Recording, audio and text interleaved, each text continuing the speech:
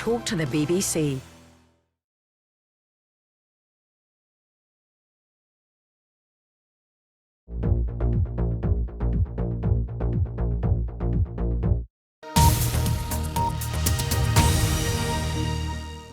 Now on BBC News, the biggest African and international news stories. Focus on Africa.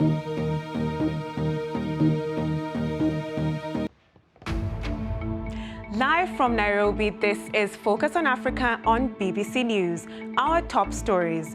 France commits to withdrawing its troops from Niger as soon as this week, following a coup in the country earlier this year. South Africa's President Cyril Ramaphosa launches a new agency aimed at securing the country's borders.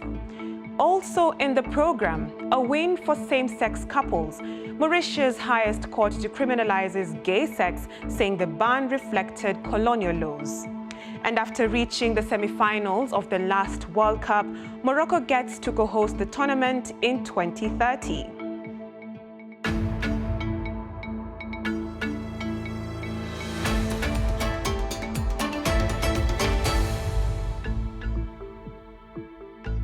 Thanks for joining us on Focus on Africa. I'm Rhoda Odhiambo. We begin with our top story in Niger, where France has said it will begin withdrawing its troops this week. The announcement by the French army follows weeks of tensions between Paris and Niger's military rulers.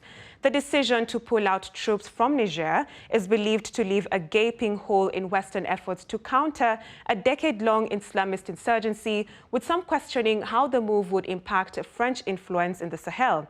Indeed, could it allow Russia to increase its influence in the region? So let's take a look at how we got here. It started with France's rejection of the coup in Niger on the 26th of July. Paris was unwilling to recognize the junta in Niamey. The military men in Niger turned to Russia. In September, French President Emmanuel Macron declared the end of France's military cooperation with Niger, stating that the withdrawal of the 1,500 soldiers will be done by the end of December this year. The pro-junta group, M62, has been spearheading protests across the country, demanding the departure of the French forces and accusing France of working with a number of countries to destabilize the Sahel. France deployed its troops to Niger to counter jihadist groups across the Sahel region. Some 400 troops were placed alongside local troops near Niger's borders with Burkina Faso and Mali. But with irregular food supplies of food and repeated anti-French demonstrations, the situation was no longer conducive for their continued stay in the country. Niger will now require tougher military strategy to hold rampaging Islamist insurgents at bay. Since the 16th of August, nearly 100 soldiers and an unknown number of civilians have been killed by militants linked to the Al-Qaeda and the Islamic State group. So how is the withdrawal being perceived in France? Let's now speak to Emmanuel Dupuy, who is the president of the Institute for European Perspective and Security Studies. So, Mr. Dupuy, thank you so much for joining Focus on Africa.